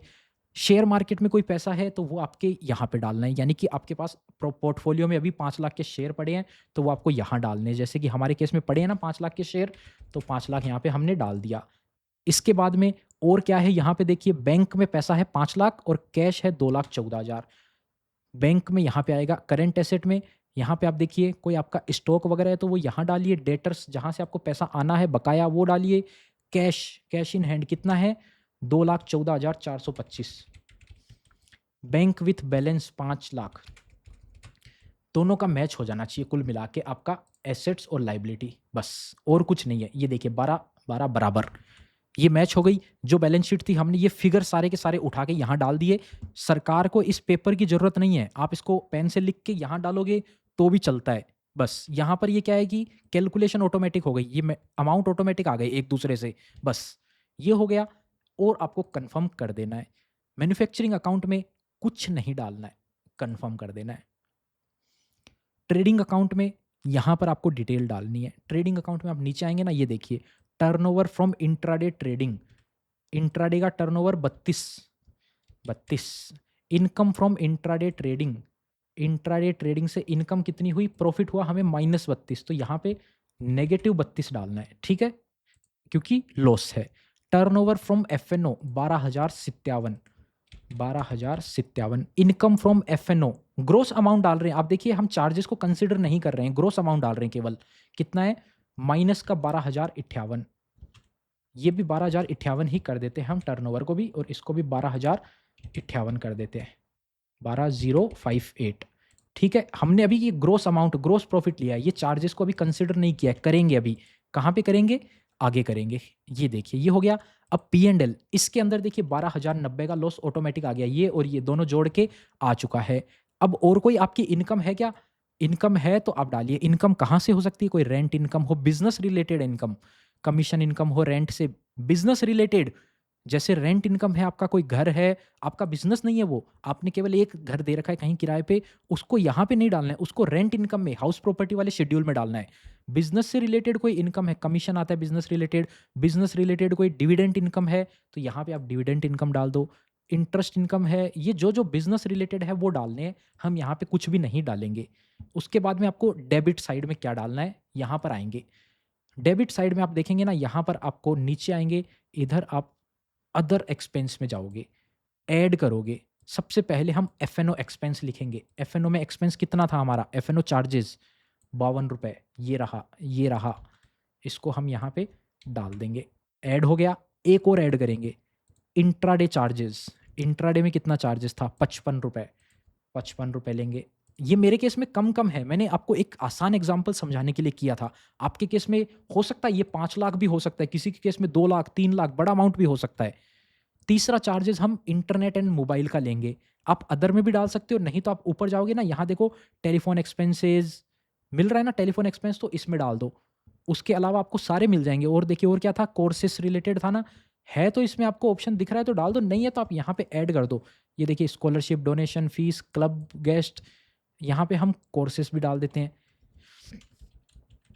कोर्सेस लिख के ये 12,000 का हम एक्सपेंस इधर क्लेम कर लेते हैं। इंटरनेट एंड मोबाइल में आप 3500 रुपये इसमें ऊपर ही डाल देते हैं हम, ये टेलीफोन में 3500 रुपये, ठीक है। ओके हो गया भाई, इसको अब सेव कर देते हैं। टोटल देखिए 27,697, ये जो टोटल है आपका नेट प्रॉफिट हो गया। नेट प्रॉफिट मतलब माइनस में है तो ये लॉस हो गया इतना। ओके, अब कुछ नहीं करना है इसमें और आपको नीचे आ जाना है। अब देखिए अगर आप प्रिजम्पटिव टैक्सेशन पे कोई और बिजनेस भी करते हो, ये तो क्रिप्टो, ये तो सारी वो हो गई बिजनेस ट्रेडिंग वाली, इसके अलावा भी आपका कोई बिजनेस है छोटा मोटा, तो आप उसको प्रिजम्पटिव बिजनेस के अंदर भी दिखा सकते हो। इसके अलावा ट्रेडिंग इनकम को यहाँ नहीं दिखाना है, यहाँ पर अलग इनकम आएगी, वो वाली जो आपका अलग बिजनेस चलता है, कोई आपकी दुकान है कपड़े की, छोटा मोटा अलग जो भी है, वो आप यहाँ दिखा सकते हो। कोई आप प्रोफेशनल सर्विस वगैरह देते हो, जैसे कि आप इसमें 44 ADA में आ सकते हो। इसका ITR 4 का वीडियो हमने बना रखा है, उसको देखोगे ना आपको समझ में आ जाएगा। 61 और 62 इस पॉइंट में आप वो डिटेल डाल सकते हो। और regular books of account maintain नहीं करते हैं आप, तो यहाँ पे भी आप अपना वो टोटल अमाउंट ग्रोस प्रॉफिट यहाँ पे डाल सकते हो। जो आपको स्टार्टिंग में बताया था ना, बुक्स ऑफ अकाउंट अगर आप मेंटेन नहीं करते तो आपको ट्रेडिंग अकाउंट वाली FN वाली इनकम ये जो दिखानी है ना, वो आप यहाँ पे दिखा सकते हो। उसमें आपको क्या डालना पड़ेगा, ये वाले ऑप्शन में आओगे 64 नंबर में, if books of accounts are not maintained. अगर बुक्स ऑफ अकाउंट मेंटेन करके आपने मेरे वाला प्रोसेस अभी तक फॉलो कर रहे हो, तो यहाँ पे कुछ नहीं डालना है। मैंने आपको दोनों चीज़ का बोला था, मैं दोनों बताता चलूंगा। तो उसके लिए आपको क्या करना था, वहाँ पे 000 15,000 डालना था ना उस पॉइंट में, और उसके अलावा ग्रोस रिसिप्ट यहाँ डालोगे, ग्रोस प्रॉफिट आप यहाँ डालोगे, एक्सपेंस आप अपना बता दोगे अंदाजे से कितना एक्सपेंस हुआ टोटल, नेट प्रॉफिट आपका यहाँ पर ऑटोमेटिक कैलकुलेट हो जाएगा। बस आपको इतना ही करना है। प्रोफेशन पे करते हैं तो प्रोफेशन इधर आएगा, बिजनेस है तो इधर आएगा, बस ये ही डालनी है डिटेल। हम नहीं डालेंगे क्योंकि हमारे केस में ये नहीं है, हम बुक्स ऑफ अकाउंट मेंटेन करके प्रॉपर दिखा रहे हैं, कंफर्म कर देंगे। ये हो गया, बिजनेस की आपको सब कुछ डालना बता दिया। OI अदर इन्फॉर्मेशन में कुछ भी नहीं डालना है, आपको सिर्फ इसको कंटिन्यू कर देना है। फिर आएंगे अगले शेड्यूल पे, सैलरी। आपकी सैलरी इनकम है तो यहाँ पर ऐड करके कंपनी की पूरी डिटेल डालनी पड़ेगी, एम्प्लॉयर का नाम, टाइप ऑफ एम्प्लॉयर, ये सब कुछ डाल दिया। सैलरी में ऐड करोगे, बेसिक सैलरी में आप सारी ऐड कर दो जितनी है, जरूरी नहीं है आपको अलग अलग दिखाना, सिर्फ बेसिक सैलरी में सब कुछ ऐड कर दो और ऑटोमेटिक यहाँ पे आपको 75,000 की डिडक्शन मिल जाएगी। हमारे केस में सैलरी नहीं है तो मैं इसको ऐड नहीं करूँगा। अब इसको आपको कन्फर्म कर देना है। इसके बाद में आपको हाउस प्रॉपर्टी में आपकी डिटेल देनी है। अगर आपके पास हाउस प्रॉपर्टी है तो वो आपको ऐड कर देना है, कौन सी प्रॉपर्टी आपके नाम पे है, जहाँ भी है वो आपको ऐड कर देना है। जिस भी स्टेट में है, जहाँ भी है वो ऐड करके, ओनर, उस प्रॉपर्टी का ओनर कौन है, आप हैं तो आप डाल दीजिए। इस प्रॉपर्टी को ओन्ड नहीं है, सिर्फ आपके नाम पे तो 100% आपकी हो गई। को ओन्ड है तो यस करिए, तो आप बता दीजिए को ओनर की डिटेल और परसेंट बता दीजिए कितना आपके नाम पे है, कितना को ओनर के नाम पे है। यहाँ से आप उसकी डिटेल डाल सकते हो। अब देखिए उस प्रॉपर्टी को आपने किराए पर दे रखा है और वहाँ से आपको रेंट इनकम आ रही है, तो उस रेंट इनकम को आप यहाँ पे डालेंगे। जैसे कि हमारे केस में 20,000 रुपये रेंट आता है, तो 2,40,000 की इनकम दिखाएंगे, ऑटोमेटिक 72,000 की डिडक्शन मिल जाती है। इसमें से 30% क्यों मिलती है, सरकार भी मानती है कि आपने अपनी प्रॉपर्टी किराए पर दी है तो वहाँ पे खर्चा वर्चा मेंटेनेंस का होता होगा, तो 30% की छूट ले लो, बाकी आपको टैक्सेबल मदाना है, उसके ऊपर टैक्स देना पड़ेगा 168। हमारे केस में नहीं है तो मैंने आपको केवल समझाने के लिए डाला था, बैक आ जाते हैं। ये हो गया कंप्लीट। इसके बाद में शेड्यूल BP के अंदर आना है। यहाँ पे आपको देख लेना है, स्पेकुलेटिव में 32 रुपये का लॉस है और टोटल आपका जो है वो 27,665 रुपये का अलग से लॉस है। 27,665 ये हो गया और 32 रुपये ये हो गया, इन दोनों का आप टोटल कर लेंगे तो आपका ये अमाउंट आ जाता है, जैसा कि आप देख सकते हैं। अब इसको कंफर्म कर देना है। ये हो गया कंप्लीट। इसके बाद में कैपिटल गेन की बात कर लेते हैं। कैपिटल गेन में A1 में आएंगे ना, शॉर्ट टर्म में, इधर आपको 3 नंबर पे पॉइंट मिलेगा, 111A वाला। इसमें आपको डालना है शॉर्ट टर्म इक्विटी शेयर के बारे में, फुल वैल्यू ऑफ कंसिडरेशन। अब देखिए आपके पास 2 ब्रोकर है, आप पहले एक ब्रोकर की डिटेल उठा के डालोगे, फिर दूसरे की डालोगे, लेकिन ऑप्शन तो एक ही दे रहा है, ये 2 ऑप्शन तो दे ही नहीं रहा है, इसीलिए ये आपको टोटल करके बनवाया था मैंने। अब यहां से ये टोटल अमाउंट उठा लेना है, 72,097। सेल वैल्यू आ गई, बाय वैल्यू आ गई 63,692, कॉस्ट ऑफ एक्विजिशन 63,000 कितना था, 692। इसके बाद में ये देखिए एक्सपेंडिचर, एक्सपेंडिचर जो है ना, खर्चे, वो कितने हैं, 154 रुपये, 154। टोटल कितना हो गया, 8251 रुपये नेट प्रॉफिट आ गया, सेव कर दिया, 8251 आ गया। बस इतना ही करना था। अब देखिए यहाँ पर नीचे from sale of assets other than A1, A2, A3, A4, A5 and above, यहाँ पर आपको क्या डालना है? जो गोल्ड ईटीएफ की बात आपको बताई थी ना, वो आपको यहाँ डाल देनी है। सेल वैल्यू इधर डाल दीजिए, कॉस्ट ऑफ एक्विजिशन इधर डाल दीजिए और आपका जो अमाउंट है वो नेट प्रॉफिट निकल के आ जाएगा। यहाँ पर आपको वो डिटेल डाल देनी है। गोल्ड ईटीएफ की बात मैंने आपको करी थी ना, सिल्वर ईटीएफ है, गोल्ड ईटीएफ है, जो भी आपके केस में है, तो वो आपको इधर ऐड कर देना है। ये हो गया कंप्लीट। इसके बाद में आपको बाहर आना है और इधर आप नीचे आएंगे शेड्यूल 112 ए में, इसमें आपको ऐड करना है। ये आपको नीचे वाला ऑप्शन सेलेक्ट करना है, full value of consideration. Long term capital gain की बात हो रही है, 112 ए मतलब लॉन्ग टर्म कैपिटल गेन। ये रहा 3,78,420, 3,78,420। परचेज वैल्यू कितनी है? 349,879, 349,879। एक्सपेंडिचर खर्चा 195 रुपये। नेट प्रॉफिट 28,346, 28,346 निकल के आ गया कंप्लीट। बस कंफर्म कर दो इसको। अब देखिए वापस से आपका जो ये शेड्यूल था ना कैपिटल गेन, इसमें आना है। यहाँ पर देखिए 36,000 का कैपिटल गेन ऑटोमेटिक बन गया, जो हमारे केस में यहाँ पर था। अब इसको नीचे आना है, information about accrual receipt of capital gain, इस पर क्लिक करेंगे। शॉर्ट टर्म कैपिटल गेन 20% कहाँ से लाना है आपको? शेड्यूल BFLA से लेके आना है। शेड्यूल BFLA को आपको नोट करना है, वहाँ से आपको ये फिगर लाना है। बाकी आप अभी भी डालना चाहो डाल सकते हो, लेकिन बाद में एडजस्ट होएगा ना, ब्रॉट फॉरवर्ड जो लॉस है, पहले के आप जो लॉस लेके आए हो उसके एडजस्टमेंट के बाद में, तो यहाँ पर आपको चेंज हो सकता है। इसीलिए आपको यहाँ पर डालना है 20% में, तो शॉर्ट टर्म वाला डालना है। और आप नीचे आओगे, इधर आप देखोगे लॉन्ग टर्म जो है 12.5%, इसमें आपको लॉन्ग टर्म डालना है। और आप नीचे देखोगे last option capital gain on VDA, crypto वाला यहाँ पे डालना है। तो हमारे केस में क्रिप्टो भी था ना।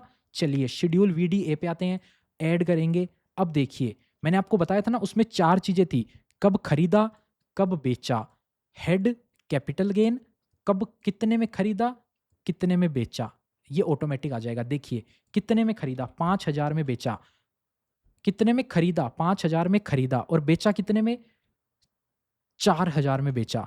लॉस हुआ ना, तो ये देखिए लॉस को 0 दिखाता है। लेकिन अगर आप 6,000 में बेच दोगे ना, तो ये 1,000 का प्रॉफिट आपको बोलता है।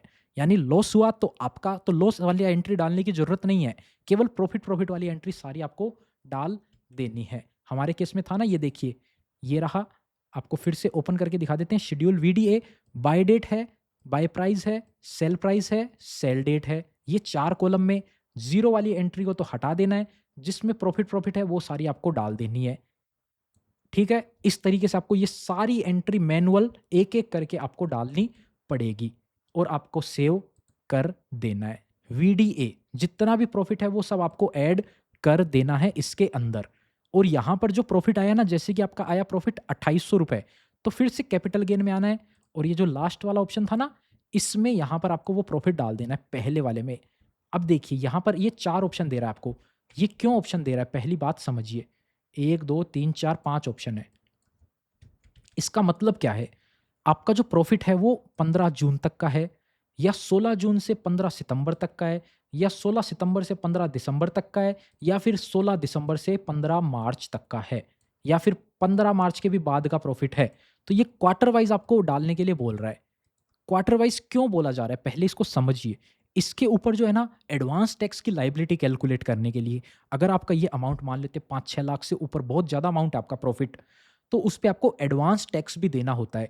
तो सरकार बोलती है वो 15 जून तक का प्रॉफिट है, तो उस पे आपने फर्स्ट क्वार्टर में 15 जून से पहले पहले एडवांस टैक्स दिया या फिर नहीं दिया।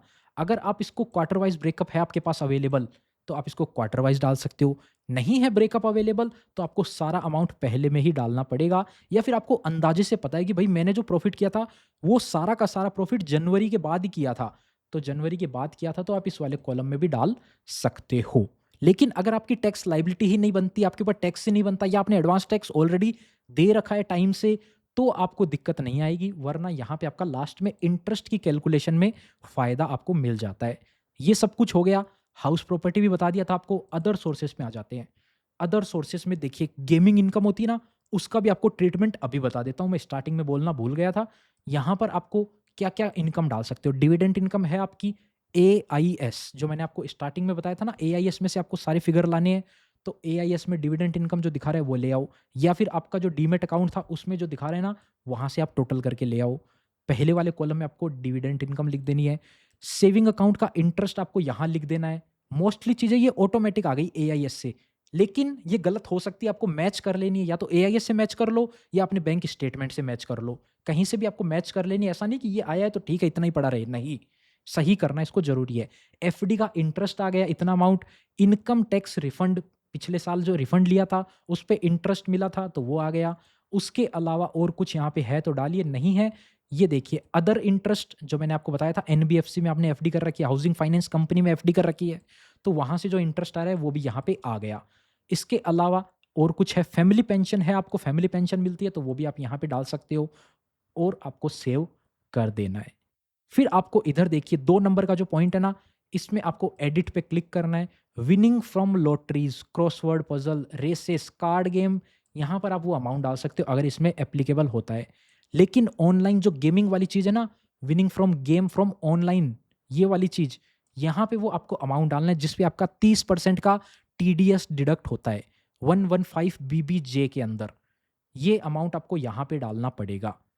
इधर आपने लेट्स से 5 लाख रुपए जीता था पैसा, तो आपको यहाँ पे 5 लाख डालना होगा और उसमें 30% आपका टीडीएस है। काफ़ी लोग सोचते हैं वो टीडीएस रिफंड आता है, नहीं आता। वो केवल एक कंडीशन में रिफंड आता है। कब आता है? जब वो अमाउंट 12,500 के नीचे हो, तब वो पूरा रिफंड आता है, और 12,000 से भी थोड़ा-सा ऊपर है ना, तो भी वो 12,500 तक रिफंड आ सकता है, वो भी ओल्ड टैक्स रिजिम के अंदर। न्यू टैक्स रिजिम में हम आईटीआर फाइल कर रहे हैं, इसमें बिल्कुल भी रिफंड नहीं आता है। तो यहाँ पे आपको वो अमाउंट डाल देना है अगर है आपके केस में गेमिंग वाला अमाउंट।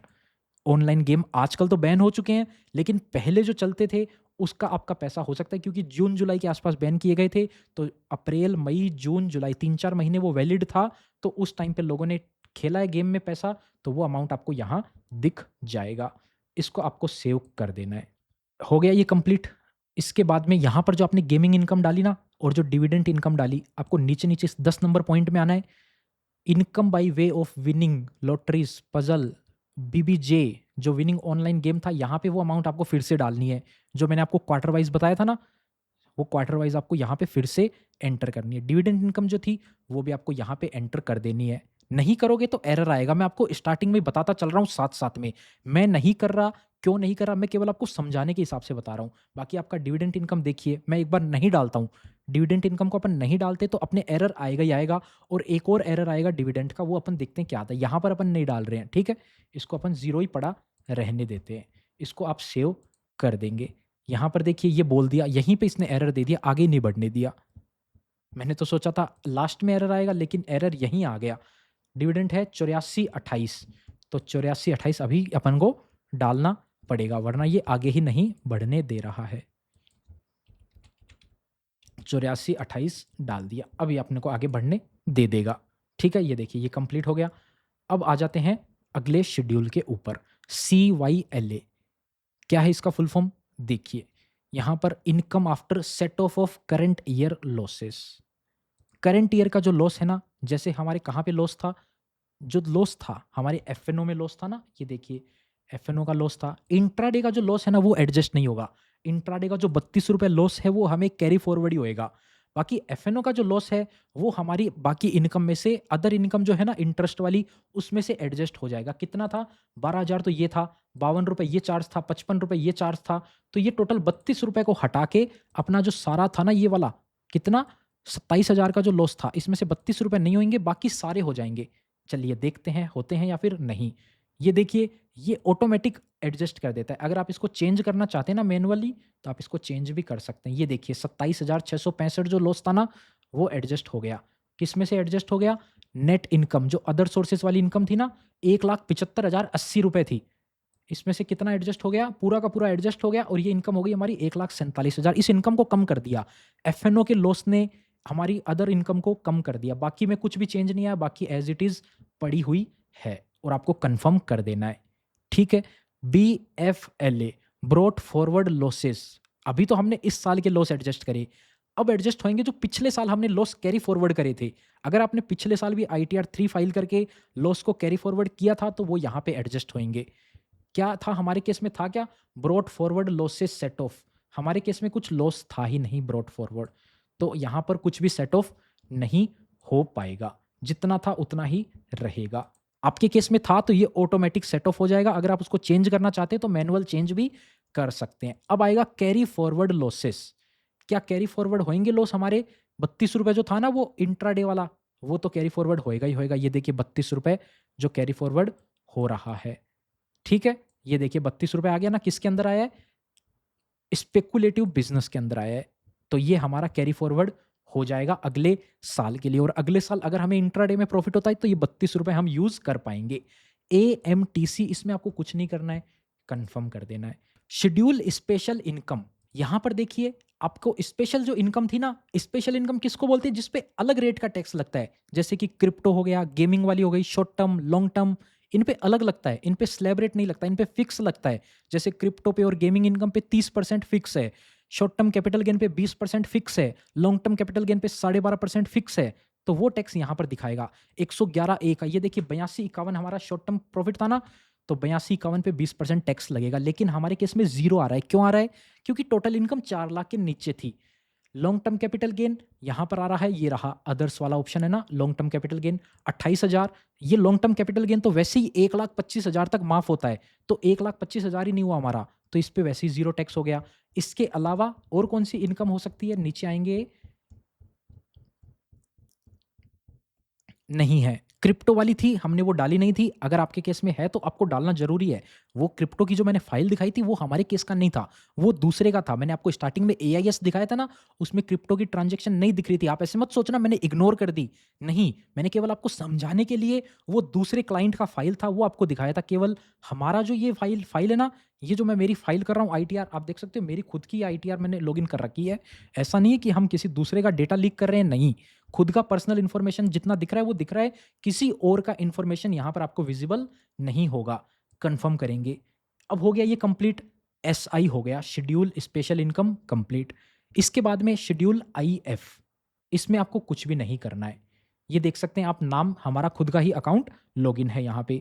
इसके बाद में शेड्यूल 6A में जो डिडक्शन मिलती है, अगर आप सैलरीड एम्प्लॉई हैं और आपने NPS में सेक्शन 80 CCD 2 के तहत इन्वेस्टमेंट करवा रखा है अपने एम्प्लॉयर को बोल के, तो उसकी डिडक्शन यहाँ पे ऑटोमेटिक आ जाएगी। मैनुअल आप डाल सकते हैं अगर नहीं आ रही है तो। ये आपको डिडक्शन मिलती है सैलरीड एम्प्लॉय को। इसके अलावा और कोई भी डिडक्शन आपको नहीं मिलती है। टोटल इनकम में आएंगे, यहाँ पर आपकी टोटल इनकम आ गई, कैपिटल गेन में इतना है, अदर सोर्सेस में इतना है, हेडवाइज इनकम इतनी हो गई, और सब कुछ आ गया, और आपको कंफर्म कर देना है। फिर आपको नीचे आना है टैक्सेस पेड में। यहाँ पर आपका जो TDS कटा हुआ है सैलरी से तो यहाँ दिखेगा, बिजनेस से या FD से और जो TDS है वो आपको 2 नंबर पॉइंट में दिखेगा। स्टार्टिंग में आपको बोला था 26 AS चेक करना है, तो 26 AS में जितना TDS दिखा रहा है यहाँ पे आपको मैच कर लेना है भाई, सारा आ रहा है ना। 26 AS में पता चला 28,000 TDS है, और यहाँ पे अभी वो 25,000 ही दिखा रहा है, तो वो जो 3,000 है वो आप मिस कर दोगे, तो वो आपको देख लेना है। और TDS जो 26 AS में दिख रहा है ना, वो भी आपको अपनी इनकम एक बार आपको पता कर लेना है भाई, आपको एक्चुअल में TDS आपको उतना ही डिडक्ट हुआ है ना, जहाँ जहाँ से आपको बिजनेस पेमेंट या सैलरी पेमेंट आई है वहाँ पे लिखा हुआ होता है भाई इतना आपका TDS डिडक्ट हुआ है इस साल।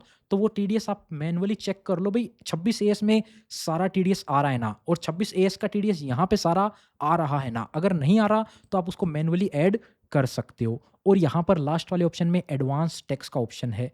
ये देखिए अगर आपने एडवांस टैक्स पे कर रखा है, हमारे केस में देखिए एक एंट्री है, मैंने केवल टेस्टिंग पर्पज से ये पेमेंट किया था, 5,000 रुपये का हमने एडवांस टैक्स का ये पेमेंट कर रखा है।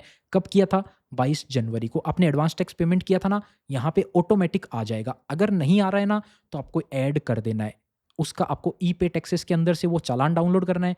4 चीज़ मांगता है, BSR code, date of deposit, serial number और अमाउंट। वो 4 चीज़ डाल के आपको ऐड कर देना है। कंफर्म कर देंगे। अब नीचे आ जाएंगे और टोटल टैक्सेबल इनकम पे आपको ओपन कर लेना है। टोटल कितना बना हमारे लिए? ज़ीरो बना। टैक्सेस पेड हमारे कितने थे? 24,755 हमारा टैक्स पेड है। रिफंड आएगा कितना आएगा? 24,755 पूरा का पूरा रिफंड आ जाएगा। ये राउंड ऑफ करा है, केवल ऐसे मत सोचिए कि ये ज़्यादा हो गया। लास्ट में इसको राउंड ऑफ करते हैं। अब देखिए, do you at the any time of previous year hold और own beneficiary assets outside India? Bharat के बाहर आपकी कोई एसेट थी तो यस करके उसकी आपको डिस्क्लोजर देनी पड़ेगी शेड्यूल FA के अंदर। लेकिन हमारे केस में नहीं था। अगर आप यूएस स्टॉक्स में इन्वेस्टमेंट करते हैं तो शेड्यूल एफए फॉरेन एसेट्स आपको डालना कंपल्सरी है। कितना पैसा आपका इंडिया के बाहर इन्वेस्टेड है वो सारी जानकारी आपको देना कंपल्सरी है शेड्यूल एफए के अंदर। अगर नहीं देते हैं तो आपको इनकम टैक्स डिपार्टमेंट की तरफ से नोटिस आ सकता है। ये हो गया सारा कुछ कंप्लीट। तो देखिए सब कुछ हो गया। अब अपन प्रोसीड टू वेरिफिकेशन पे आते हैं। मैंने जहां-जहां एरर आ सकता था ना उसके बारे में आपको ऑलरेडी बताता चला हूं मैं।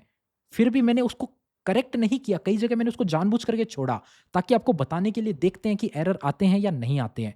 जो कैपिटल गेन वाला प्रॉफिट पॉइंट था उसमें आपको वहाँ पे अदर्स लास्ट वाले ऑप्शन में डालना था। एसटीसीजी, एलटीसीजी वाला वो एरर आएगा और भी एरर आएँगे। चलिए प्रोसीड टू वेरिफिकेशन पे क्लिक करते हैं, इस पे टिक करते हैं, अपना सिटी डालते हैं और प्रोसीड टू वैलिडेशन। ये देखिए 2 एरर जो शॉर्ट टर्म और लॉन्ग टर्म वाले मैंने आपको बोले थे ना, ये दोनों तो आ ही गए एरर। तो ये दोनों आपको बीएफएलए शेड्यूल से उठा के डालने हैं। बीएफएलए शेड्यूल में जाएँगे अपन सबसे पहले। देखिए शेड्यूल बीएफएलए के अंदर जाना है। यहाँ से आपको अमाउंट उठाना है। शॉर्ट टर्म कैपिटल गेन का amount 8251, long term capital gain का अमाउंट 28346। ठीक है? ये दोनों चीज़ आपने देख ली। अब ये ही चीज़ आपको शेड्यूल कैपिटल गेन के अंदर लास्ट वाले पॉइंट में डालनी है। ये वाला अमाउंट नहीं डालना है आपको। आपको क्या करना है यहाँ पर जो लास्ट में अमाउंट देखोगे ना ये वाला अमाउंट, ये वाला और ये वाला। अगर आपके केस में ये एडजस्टमेंट हुआ है ना तो यहाँ से ये दोनों अमाउंट लेने 8251, 28346। ठीक है? यहाँ पर अब आएँगे अपन कैपिटल गेन शेड्यूल के अंदर और लास्ट वाला जो पॉइंट है ना इन्फॉर्मेशन, इसके अंदर यहाँ पे आपको 8251 डालना है और 28346 आपको इन दोनों पॉइंट में डाल देना है और अब इसको कन्फर्म कर देना है। अब देखिए कोई एरर नहीं आएगा इससे रिलेटेड। एक दूसरा एरर आ सकता है डिविडेंड का, वो वेरिफिकेशन के टाइम पे आएगा, वैलिडेशन के टाइम नहीं आता है। प्रीव्यू करेंगे। अब इसको अपन प्रोसीड टू वैलिडेशन पे क्लिक करेंगे। डिविडेंड वाला एरर आया, आया। यहाँ पर क्या एरर आता है? ये बोलता है बिजनेस एंड प्रोफेशन के अंदर आपने डिविडेंड इनकम रिपोर्ट नहीं करी, लेकिन आपके 26 एएस एआईएस में तो डिविडेंड दिखा रहा है। तो वो बोलता है डिविडेंड दिखाओ। इसके 2 ऑप्शन है, या तो आप इसको प्रोसीड टू वेरिफिकेशन करके इग्नोर कर दो। इग्नोर करने में कोई भी दिक्कत नहीं होगी इस एरर को। जो पहले वाला एरर आया था ना अपना, उसके बाद तो आपको आगे बढ़ने ही नहीं देगा। इस एरर में ये आपको आगे बढ़ने दे रहा है, मतलब ये एरर कोई बड़ा एरर नहीं है। ये एरर एक छोटा-मोटा गड़बड़ है। किस वजह से गड़बड़ है? ये आपको बोल रहा है kindly ensure that dividend income is mentioned in schedule OS should be equal to dividend income reduced from schedule BP. मतलब शेड्यूल बीपी में डाल के उसको वहाँ से रिड्यूस भी कर दो। या तो आप ऑप्शन इसको उस क्रेडिट वाले ऑप्शन में भी डाल के सकते हो, लेकिन हम कुछ भी नहीं करेंगे। हम तो यही सजेस्ट करेंगे, इसको प्रोसीड टू वेरिफिकेशन पे क्लिक कर दो इस एरर को इग्नोर करके। एकदम सही है, कोई गड़बड़ नहीं होएगी, एकदम सही जेन्युइन तरीका है। ऐसे मत टेंशन लीजिए कि होएगा। पिछले साल हमने हज़ारों आईटीआर फाइल करी थी इस तरीके से, काफ़ी लोगों को हमने यही बना के बताया था, इसी तरीके से करिए, कोई दिक्कत नहीं आएगी। इस वीडियो को देखकर आप अपनी आईटीआर खुद से भी अब फाइल कर सकते होंगे। उम्मीद करते हैं आपको समझ में आ गया होगा कैसे आईटीआर 3 फाइल करनी है। ए टू जेड सारी जानकारी बताने की कोशिश करी है। अब इसके अलावा हम छोटे-छोटे वीडियोज़ भी बनाएँगे आईटीआर 3 पे, ताकि अलग-अलग किसी का सिर्फ़ शॉर्ट टर्म कैपिटल गेन है तो उसको कैसे रिपोर्ट करें, और आईटीआर 4 यानी बिज़नेस वाली जो आईटीआर होती है उसके साथ में शॉर्ट टर्म कैपिटल गेन छोटे-छोटे वीडियो भी आएँगे। अगर आप ये वीडियो पूरा देख लिए हैं तो वो आपके काम भी आ सकते हैं। बाकी आप किसी और की आईटीआर फाइल करना चाहें ना इस वीडियो को सीख करके, तो भी आप कर सकते हैं। तो इस वीडियो में इतना ही था। उम्मीद करते हैं आपको वीडियो पसंद आई होगी। अगर हमारी सर्विस लेनी है तो लिंक आपको डिस्क्रिप्शन में मिल जाएगा। कॉन्टैक्ट नंबर आपको स्क्रीन पे दिख रहा होगा। अगर आप समझ गए पूरा प्रोसेस, देखिए हमारे लिए ये काम है, हमें आता है, हमने इसकी पढ़ाई करी है, हमें 5-6 साल इसको प्रैक्टिस करते हुए हो गए हैं। लेकिन एक नया बंदा एक वीडियो देख कर के ज़रूरी नहीं है वो पूरा प्रोसेस समझ जाए। अगर आपको आता है प्रोसेस तो आप कर लेंगे ठीक से, लेकिन कुछ गड़बड़ नहीं करनी। कभी भी आईटीआर फाइलिंग में गलती ना करें। सही-सही आईटीआर फाइल करेंगे तो आपको ना नोटिस आएगा, ना कोई डिफेक्टिव रिटर्न का नोटिस आएगा। सही से आईटीआर फाइल करेंगे, प्रोसेस हो जाएगी, रिफंड होगा तो रिफंड आ जाएगा। जैसे हमारे केस में रिफंड था, पूरा रिफंड आ जाएगा, कोई भी दिक्कत नहीं होएगी। तो सही आईटीआर फाइल कर सकते हैं तो करिए, वरना प्रोफेशनल की हेल्प लीजिए। हमारी हेल्प लेना चाहते हैं तो नंबर आपको डिस्क्रिप्शन में मिल जाएगा, उस पे आप कॉन्टैक्ट कर सकते हैं। चलिए मिलते हैं अगले वीडियो में। इससे पहले हम आईटीआर 1, 2 और 4 का वीडियो ऑलरेडी बना चुके हैं। वो वीडियो भी देखकर आप अपनी आईटीआर फाइल करना चाहें या सीखना चाहें तो कर सकते हैं। इस वीडियो में इतना ही। मिलते हैं आपसे फिर किसी नए और इंटरेस्टिंग वीडियो में। तब तक के लिए अपना ख्याल रखिएगा।